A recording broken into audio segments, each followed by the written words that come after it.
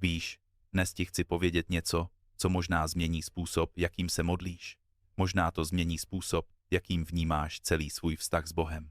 A možná, jen možná, to úplně otočí na ruby vše, co ses naučil v kostele, v nedělní škole, nebo od lidí, kteří ti říkali, jak má vypadat tvoje víra. Protože víš co?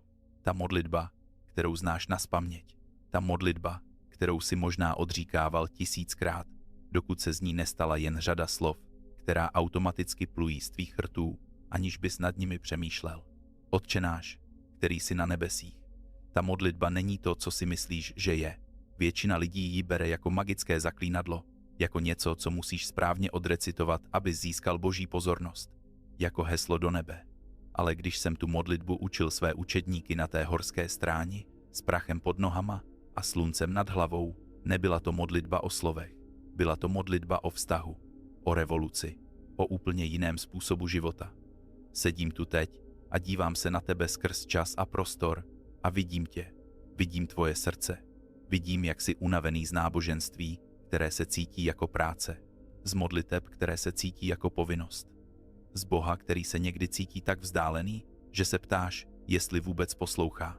A chci, abys věděl něco důležitého právě teď, než půjdeme dál. Nejsi sám. Ten pocit, že modlitba je těžká, že nevíš, co říct, že se cítíš jako podvodník, když skládáš ruce a snažíš se vypadat zbožně, přesně proto jsem učil tuto modlitbu, protože moji učedníci se cítili stejně. Přišli za mnou jednoho dne a řekli, nauč nás modlit se. A víš proč? Protože viděli u Jana Křtitele, jak učil své následovníky modlit se.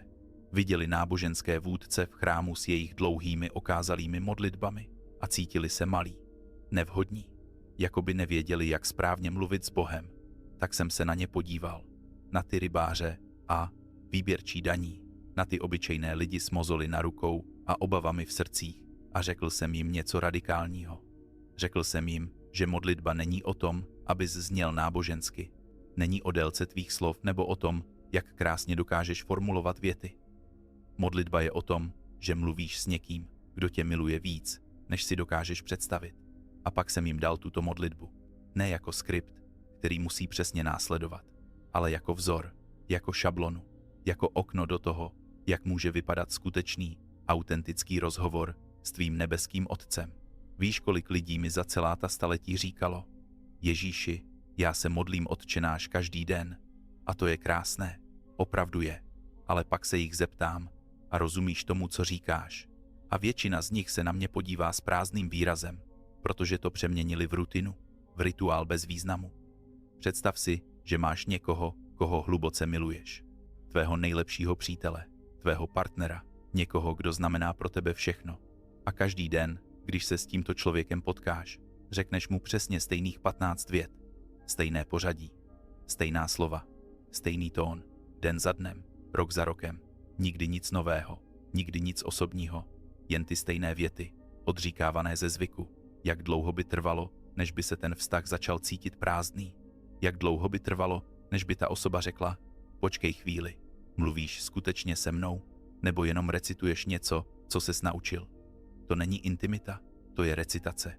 A Bůh nechce recitaci, chce tebe. Skutečného tebe. S tvými pochybnostmi, tvým strachem, tvou radostí, tvými zklamáními. Chce slyšet tvůj hlas. Ne něčí hlas, který se jen pokouší napodobit. Takže dnes s tebou budu procházet tou modlitbou, kterou jsem učil, ale ne způsobem, jakým si ji možná slyšel předtím. Půjdeme pod povrch, podíváme se na každou frázi, na každé slovo a ukážu ti, co jsem opravdu myslel. Co jsem skutečně učil o Bohu, o tobě, o království, o odpuštění, o pokušení. A slibuju ti něco. Když dojdeme na konec, tvoje modlitby už nikdy nebudou stejné, protože uvidíš, že modlitba není o perfektních slovech, je o dokonalé lásce. A ta láska, ta je už tu, čeká na tebe, volá tě, zve tě do něčeho hlubšího, reálnějšího, živějšího, než jsi kdy zažil. Jsi připraven, protože toto je modlitba, která může změnit všechno. Nejen to, jak mluvíš s Bohem, ale jak žiješ každý den svého života. Začněme úplně od začátku. Otče náš, The Father's Prayer, Unlocking Heaven's Blueprint. Tato nejstarší modlitba není zaklínadlo. Není to formule, kterou odříkáš a pak čekáš, že se nebe otevře jako automat na mince. Je to vztah, je to architektura tvého srdce. Když říkám Otče náš, jenž jsi na nebesích, neprosím tě, abys potvrdil nějakou teologickou dogmu. Prosím tě, abys změnil způsob, jakým vidíš skutečnost. Otec náš, ne můj soukromý Bůh, ne tvůj osobní džin v láhvi. Náš, společný, sdílený. Víš, co se stane, když začneš vidět ostatní lidi jako sourozence místo konkurenty? Když si uvědomíš, že ten bezdomovec na rohu má stejného otce jako ty, že ten kolega, který tě šikanuje, je tvůj ztracený bratr, celý tvůj vztah k penězům se změní. Celý tvůj přístup k moci se rozpadne. Posvěť se jméno tvé. Víš, co to znamená? Znamená to, že tvůj život má dělat z Boha něco krásného, ne něco děsivého. Kolik lidí uteklo od víry, protože věřící udělali z Božího jména něco toxického. Kolik dětí si myslí, že Bůh je naštvaný otčím, protože jejich otec byl naštvaný a citoval přitom Bibli. Když žiješ tak, že lidé vidí tvou laskavost a říkají si, možná, že ten Bůh stojí za to poznat, posvěcuješ to jméno. Když manipuluješ, soudíš a vylučuješ v Božím jménu, znesvěcuješ ho. Je to tak jednoduché a tak děsivě obtížné. Přijď království tvé. Ne, pošli mě do tvého království, až umřu.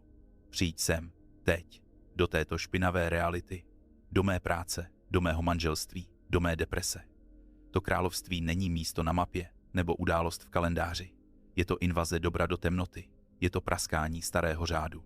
Každý čin spravedlnosti je malý výsadek toho království. Každé odpuštění je trhlinkou v diktatuře hořkosti. Každá pravda vyřčená s láskou je okupované území, osvobozené z říše lži. A pak ta nebezpečná věta, buď vůle tvá. Lidé se jí bojí, protože si myslí, že to znamená rezignaci, že Bůh chce, aby trpěli. Ale co když je Boží vůle tvoje skutečná svoboda? Co když to, čeho se nejvíc bojíš, ztráta kontroly, je přesně to, co tě osvobodí? Bojuješ se závislostí? Boží vůle je, abys byl svobodný. Topíš se v úzkosti. Jeho vůle je tvůj pokoj. Ale cesta tam vede přes kapitulaci tvého malého ego, tvých zoufalých pokusů všechno řídit. Dej nám dnes náš denní chléb. Dnes. Ne zásoby na rok dopředu. Nejistotu na celý život. Dnes. Víš proč? Protože chamtivost začíná nejistotou o zítřek. Protože tvoje úzkost ohledně budoucnosti tě dělá krutým v přítomnosti. A tak říkám, nehromaďte si poklady na zemi. Ne proto, že peníze jsou zlé, ale proto, že tvé srdce následuje to, kam jdou tvé peníze. Ukažte mi bankovní výpis člověka a já vám ukážu jeho Boha. Podívej se, kam poslední měsíc tekly tvé peníze. Tam je tvoje bohoslužba, tam je tvůj oltář. Tvé peníze jsou tvými modlitbami v akci. Ukazují, čemu doopravdy věříš, když odpadnou všechna slova. Víte, co vidím v každém bohatém člověku, který se děsí chudoby? Vidím člověka, který nikdy nezažil lásku nezávislou na tom, co vlastní, který si myslí, že jeho hodnota je v jeho čísle na účtu, že ho lidé milují proto, co jim může dát, ne proto, kým je. A pravda často má pravdu, protože obklopil se lidmi, kteří ho milují právě takto. Ale já tě miluji jinak. Viděl jsem vás, jak jste se modlili ke mně o bohatství. Pane, žehnej mému podnikání.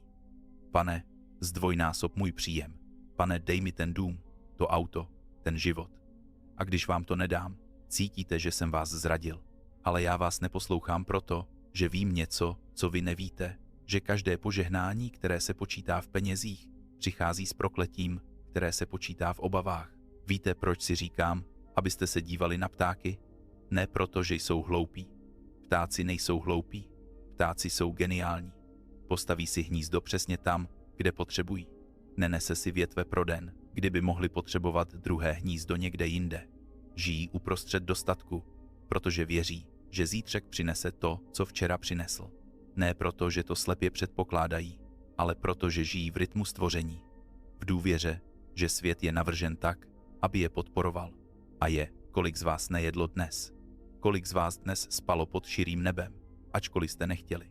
Kolik vašich nejhorších finančních úzkostí se skutečně stalo? Počítám, že 1%, možná méně. Strávíte 99% vaší energie obavami o věci, které se nikdy nestanou. A pak si stěžujete, že nemáte dost energie na život, který máte právě teď. Víš, co mě na tom nejvíc bolí? Že když jsi úzkostný ohledně zítřka, zmeškáš zázrak dneška. Ten okamžik, kdy tvé dítě chtělo ukázat ti něco důležitého, ale ty jsi byl příliš rozptýlený kalkulací rozpočtu. Ten okamžik, kdy nějaký cizinec potřeboval tvou pozornost, ale ty jsi měl hlavu plnou termínů. Ten okamžik, kdy jsem šeptal tvému srdci, tady jsem, ale ty jsi nemohl slyšet přes hluk svých starostí. Každý okamžik, který trávíš tím, že se bojíš o budoucnost, je okamžik, kdy říkáš přítomnosti, nejsi dost dobrá a víš co, přítomnost tě slyší, takže ti přestane dávat své dary, protože znovu a znovu si jí ukázal, že o ně nestojíš. Hromadíš poklady na zemi, protože si myslíš, že zítřek bude prázdný. Ale tím, že to děláš, děláš dnešek prázdným. A když přijde zítřek, který se stane dneškem, budeš dělat totéž. Je to past, která se nikdy neuzavře. Nikdy nemáš dost, protože dost je pocit, ne číslo. A nikdy ten pocit nepřijde z hromadění, přichází z uvolnění. Vidíš, celý systém je postaven na tom, aby tě udržel hladového. Reklamy, sociální média, dokonce i tvoji přátelé. Všichni ti neustále připomínají, co ti chybí. Nový telefon, větší dům, dokonalejší tělo, lepší vztah. A kdykoliv se přiblížíš k tomu, co jsi chtěl, vzdálí se ti cílová čára. Pamatuješ si, když jsi si myslel, že budeš šťastný, až dostaneš tu práci? A pak si ji dostal. A týden na to si už řešil, proč nemáš povýšení. Nebo když si konečně našel partnera a místo radosti si začal porovnávat, zda není někdo jiný lepší. Žádný předmět, žádný člověk, žádné dosažení ti nedá trvalý mír, protože mír není destinace, je to způsob cesty. A já ti říkám, přestaň honit, přestaň běžet za každým snem, který ti někdo jiný vnutil. Zadrž, podívej se dolů na své ruce, na svůj dech, na tento jediný křehký okamžik, který skutečně vlastníš. To je tvé bohatství, to je tvůj chrám. Když jsem chodil po prašných cestách Galileje, neměl jsem kam hlavu složit. Žádné bankovní konto, žádný plán důchodu. A přesto lidé přicházeli z dálky jen proto, aby slyšeli, co říkám. Ne proto, že jsem měl odpovědi na všechno, ale proto, že jsem jim připomněl pravdu, kterou už znali, ale zapomněli. Už si celý, už si dost. Právě teď. Ne až zhubneš 10 kilo. Ne až vydělám další milion. Ne až tě konečně tvůj otec pochválí. Teď. V tomto nedokonalém, zmateném, krásném okamžiku jsi přesně tam, kde máš být. Ale ego to nesnese, že jo? Ego potřebuje projekt, potřebuje problém k vyřešení, horu k vyšplhání, nepřítele k poražení. Protože pokud není nic, co bys musel opravit, kdo potom jsi? Pokud není žádná bitva, jaký je smysl? A tady je ta velká lež, kterou ti ego šeptá. Až budu dokonalý, pak budu milován. Až budu úspěšný, pak budu v bezpečí. Až budu dost, pak budu svobodný. Ne, ne, ne, ne. Je to přesně naopak. Nejsi milován proto, že jsi dokonalý. Jsi milován proto, že jsi. Tvá hodnota není podmíněná. Není to bonus, který musíš odemknout správným heslem. Je to základ, je to startovní bod, ne cíl. Vzpomínám si na ženu u studny, vyvrženou, usozenou hříchem, podle standardů společnosti. Každý ji odsuzoval. A co jsem udělal? Nepožádal jsem ji, aby se nejprve změnila. Neřekl jsem, vrať se, až budeš čistá. Viděl jsem ji, opravdu jsem ji viděl. A v tom okamžiku se vše změnilo. Právě to dělám pro tebe právě teď. Vidím tě. Ne tvoje chyby. Ne tvoje neúspěchy. Ne tvoji minulost. Tebe. Tu věčnou jiskru. Pod vším tím hlukem. A když to skutečně pocítíš, ne jen v hlavě, ale hluboko v kostech, všechno se mění. Přestaneš se dožadovat lásky, protože už víš, že jsi z ní udělán. Přestaneš se bát ztráty, protože nic podstatného nemůže být vzato. Přestaneš hledat potvrzení, protože pravda, kdo jsi, nepotřebuje ověření. To je ta svoboda, po které toužíš. Ne svoboda mít více, svoboda potřebovat méně. Vidím tě, jak každý den běžíš. Ráno vstáváš unavený, i když jsi spal. Káva, rychlá sprcha, telefon už v ruce, než vůbec otevřeš oči. Zprávy, e-maily, notifikace. Svět na tebe křičí. Dřív, než ses vůbec nadechl. Žiješ v neustálém schonu. Schůzky, termíny, závazky. Říkáš si, až to zvládnu, pak si odpočinu. Ale ten moment nikdy nepřijde, že? Protože jakmile dokončíš jeden úkol, čekají už další 3. Jsi jako křeček v kole, běžíš rychleji a rychleji, ale stále na stejném místě. A v tom všem jsem já, čekám, ne někde daleko na nebi. Tady, v tom tichém okamžiku mezi 2 náddechy. V té vteřině, když se zastavíš a uvědomíš si, tohle nemůže být všechno. Vzpomínáš, kdy jsi naposledy nic nedělal. Opravdu nic. Nesedět na telefonu, nepřemýšlet o práci, jen být. Nesedět na pohovce, ale skutečně odpočívat duší. Většina z vás to ani neumí. Přijdeš domů vyčerpaný, svalíš se na gauč, zapneš Netflix a nazýváš to odpočinek. Ale tvá mysl stále běží, stále plánuješ, stále se trápíš. To není odpočinek, to je útěk. Řekl jsem svým učedníkům, pojďte stranou na pusté místo a odpočiňte si trochu. Neřekl jsem jim, pusťte si rozptýlení. Řekl jsem, odpočiňte. Rozdíl znáš?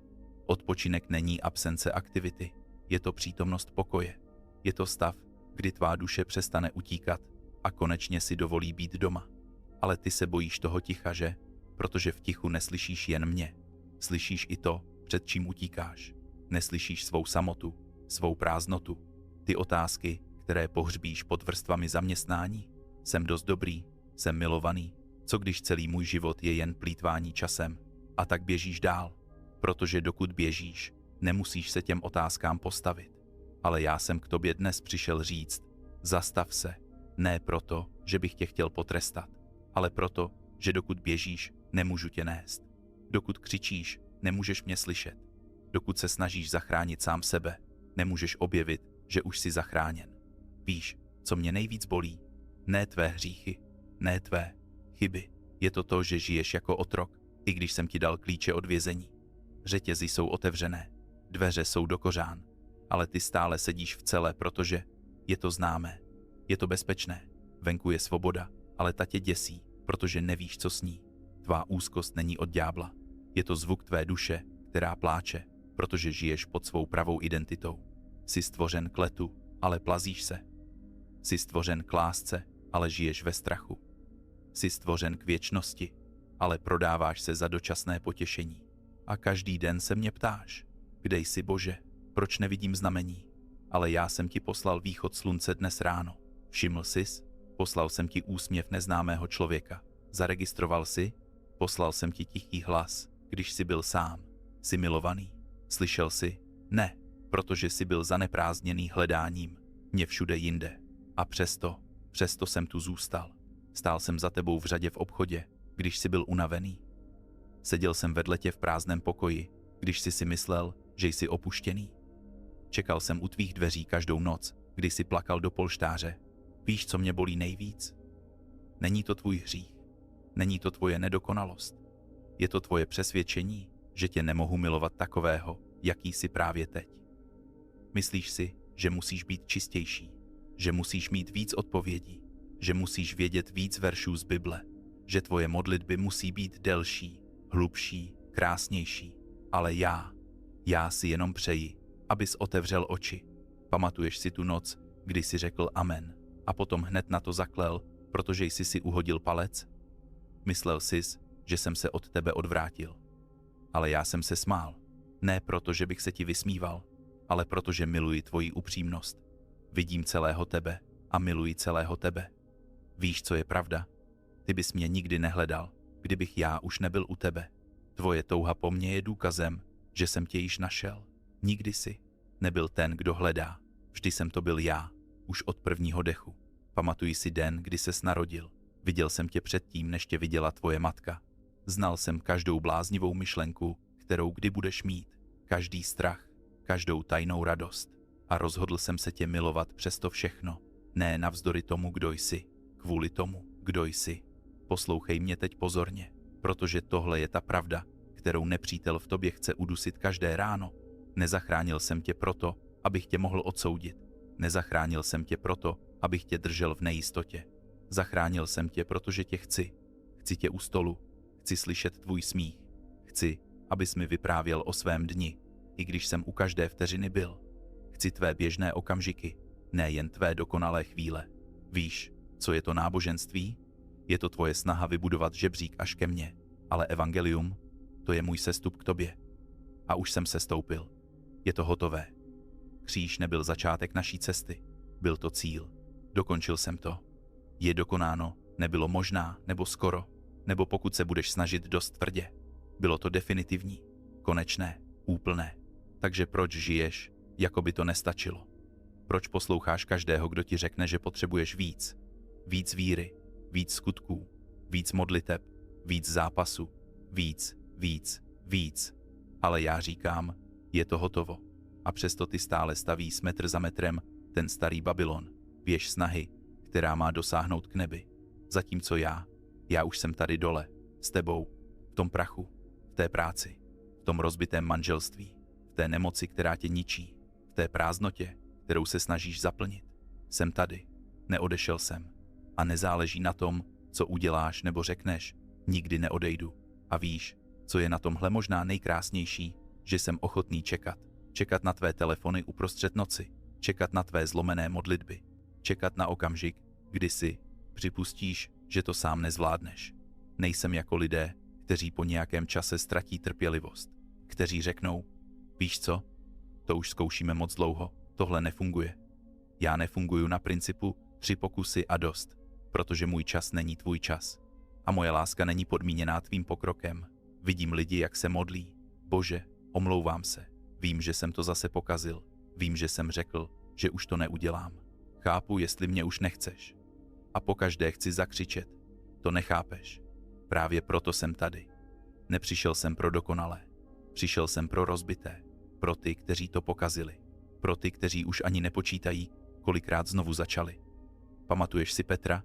Můj nejbližší přítel. Ten chlap, který přísahal, že by za mě zemřel. A pak mě zapřel. 3krát. Během jedné noci. Řekl cizím lidem. Toho člověka neznám. Nikdy jsem ho neviděl. A víš, co jsem udělal potom, co jsem vstal z mrtvých?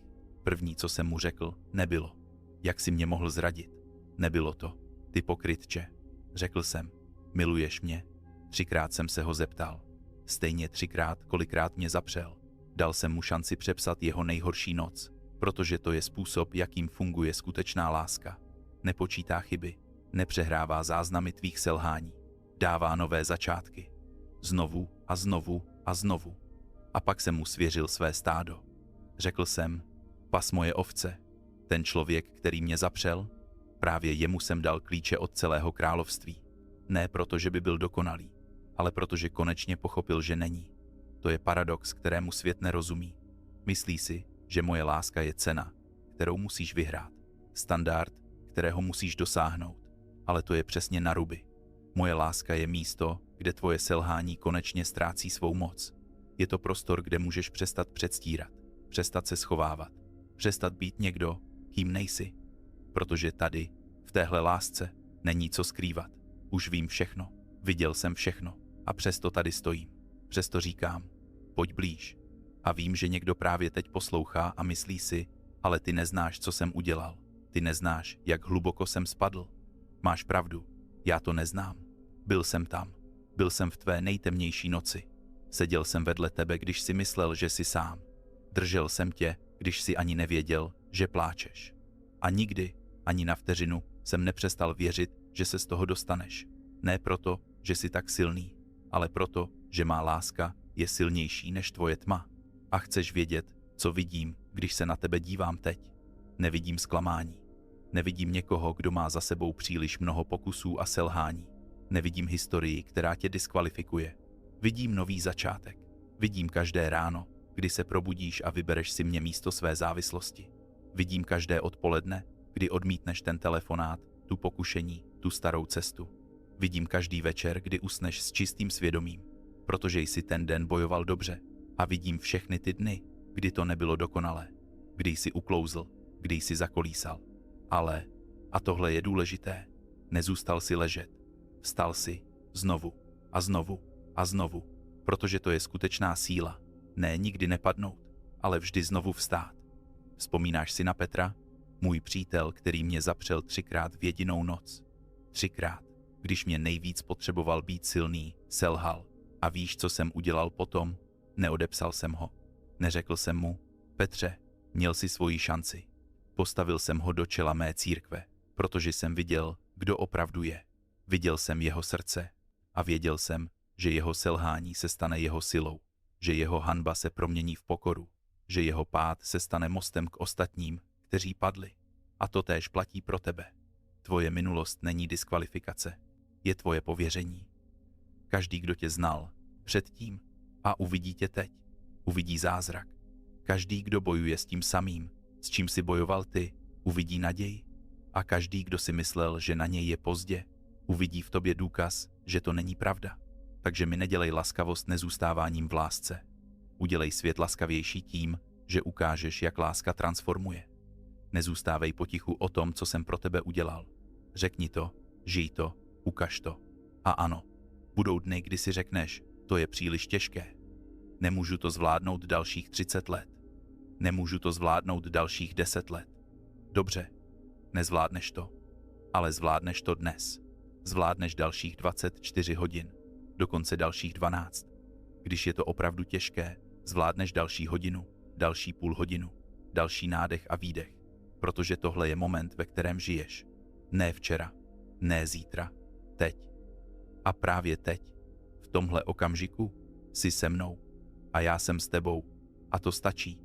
Nemusíš mít vymyšlený celý plán, nemusíš mít odpovědi na všechny otázky, nemusíš být perfektní, musíš jen být ochotný.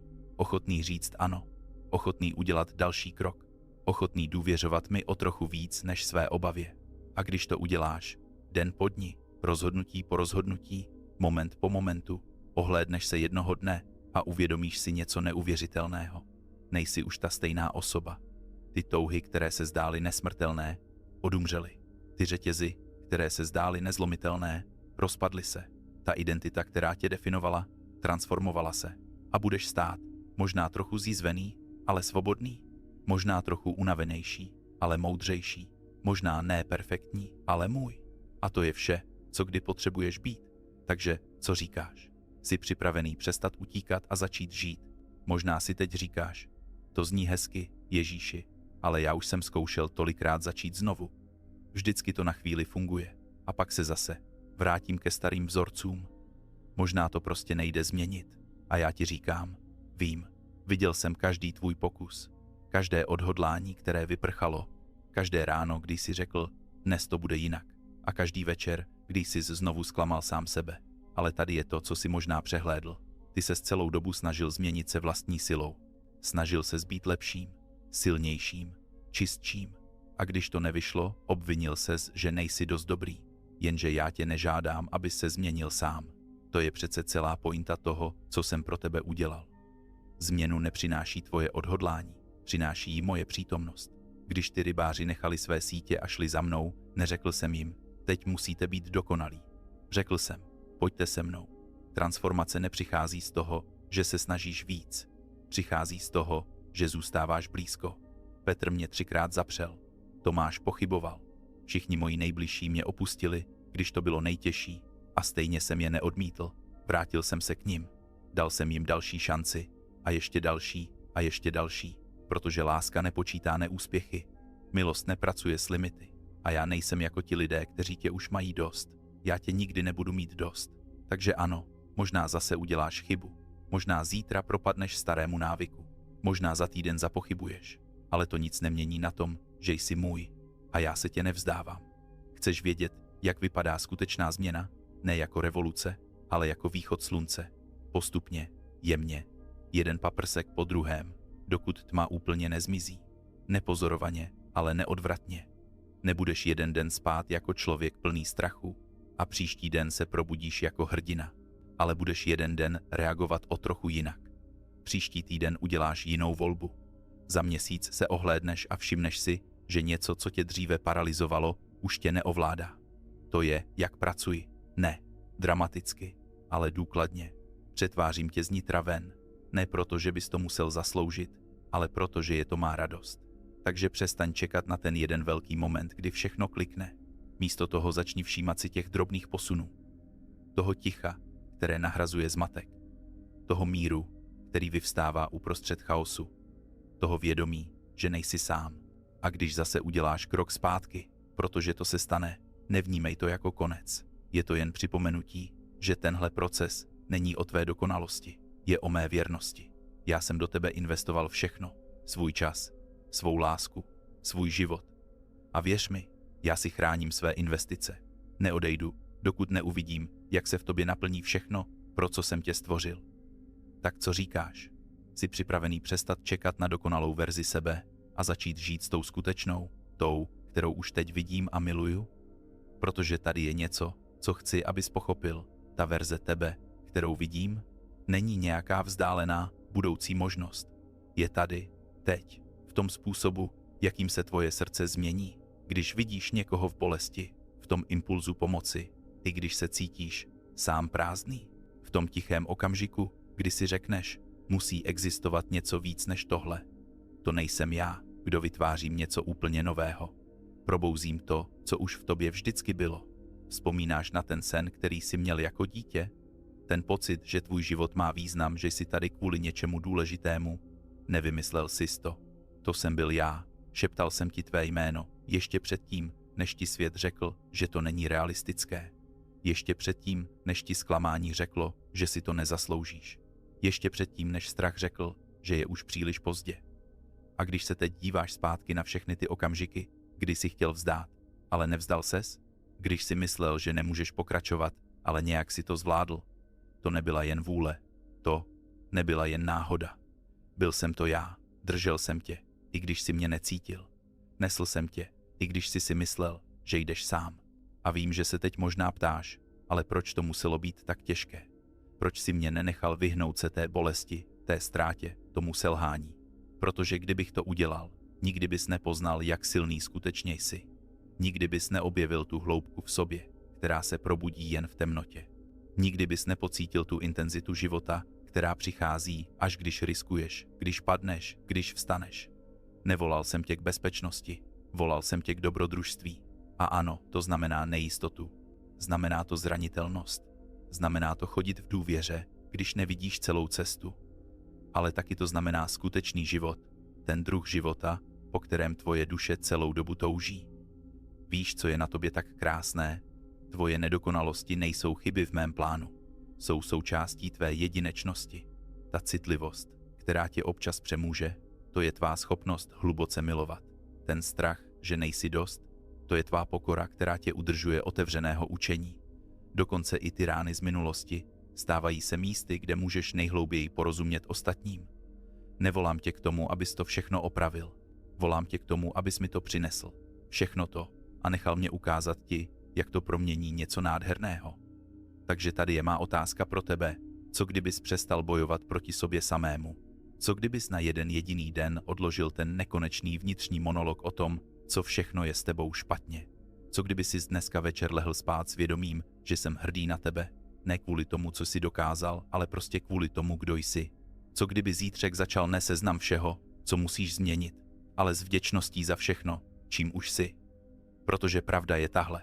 Nepotřebuji tvou dokonalost, potřebuji tvou ochotu, tvé ano, tvou důvěru, i když se třeseš, tvé srdce, i když je rozbité. A výměnou ti dám účel, který je větší než tvé pochybnosti, pokoj, který přežije tvé okolnosti a přítomnost, která nikdy tě neopustí. Tak tady jsem, s otevřenou náručí, bez podmínek, bez skryté agendy, jen čistá, neochvějná, přetékající láska k tobě, ke skutečnému tobě. Co říkáš? Jsi připravený vejít? Možná teď říkáš, jak mám vědět, že tě skutečně slyším? Jak poznám, že to nejsi jen ty myšlenky v mé hlavě? A já ti odpovídám, zkus to skutečně, nejen jako experiment, nejen jako test, ale jako volba důvěry. Protože mě neuslyšíš v hluku, neuslyšíš mě ve chvíli, kdy se snažíš zapůsobit. Neuslyšíš mě, když chceš něco dokázat, ale uslyšíš mě v tichu. Uslyšíš mě ve chvíli, kdy přestaneš kontrolovat. Uslyšíš mě, když se vzdáš potřeby mít pravdu a místo toho si řekneš, chci pravdu, ať už je to cokoliv. A pak to přijde. Ne vždycky tak, jak čekáš, ne vždycky slovy, ne vždycky okamžitě. Někdy to je klid, který nemá vysvětlení.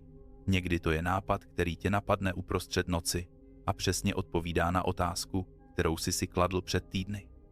Někdy to je setkání, které vypadá jako náhoda, ale ty víš, že náhoda to není. Někdy to je písnička v rádiu, která zasáhne přesně to místo, kde bolí. Někdy to je moment, kdy se na někoho podíváš a poprvé vidíš, skutečně vidíš, kým doopravdy je. A cítíš lásku. Ne proto, že by si to zasloužil, ale protože najednou vidíš jeho hodnotu tak, jak ji vidím já. To jsem já, kdo k tobě mluví. Ne jenom skrze slova, skrze život samotný. A čím víc se otevřeš, čím víc důvěřuješ, čím víc se vzdáš kontroly, tím víc toho uvidíš. Možná si myslíš, že už je pozdě, že ses příliš vzdálil, že si udělal příliš mnoho špatných rozhodnutí. Ale já ti něco řeknu, u mě pozdě není. Nezáleží na tom, kolik let si ztratil. Nezáleží na tom, jak daleko si zabloudil. Nezáleží na tom, kolikrát si se odvrátil. Stačí jeden okamžik, jeden upřímný okamžik. Ježíši, potřebuji tě a všechno se změní. Ne proto, že bys najednou měl dokonalý život, ale proto, že najednou nejsi sám. Protože najednou máš kotvu, která tě drží i v bouři. Protože najednou víš, že tvůj život má smysl, i když ještě nevidíš celý obraz. A víš, co je to nejkrásnější? Že jakmile tohle pochopíš, jakmile tohle přijmeš, začneš vidět, jak to celou dobu dávalo smysl. Ty zlomené vztahy naučili tě odpouštět. Ta ztráta ukázala ti, co je skutečně důležité. Ta bolest otevřela tvé srdce pro ostatní, kteří trpí. Ten pocit prázdnoty přivedl tě až sem, až k tomuto okamžiku. Všechno to mělo účel. A teď si tady, před rozhodnutím, před volbou, která definuje všechno ostatní. Stoupíš, nebo zůstaneš stát za dveřmi, řekneš ano lásce, která tě nikdy neopustí, nebo se budeš dál snažit najít naplnění v tom, co tě nikdy neuspokojí. Já tady budu, vždycky jsem tady byl, čekám na tebe, s otevřenou náručí, bez výčitek, bez podmínek, jen s láskou, s touhou, abys konečně poznal svobodu, pro kterou jsi byl stvořen. Řekni to slovo, otevři to dveře a já ti ukážu, co to znamená být skutečně živý.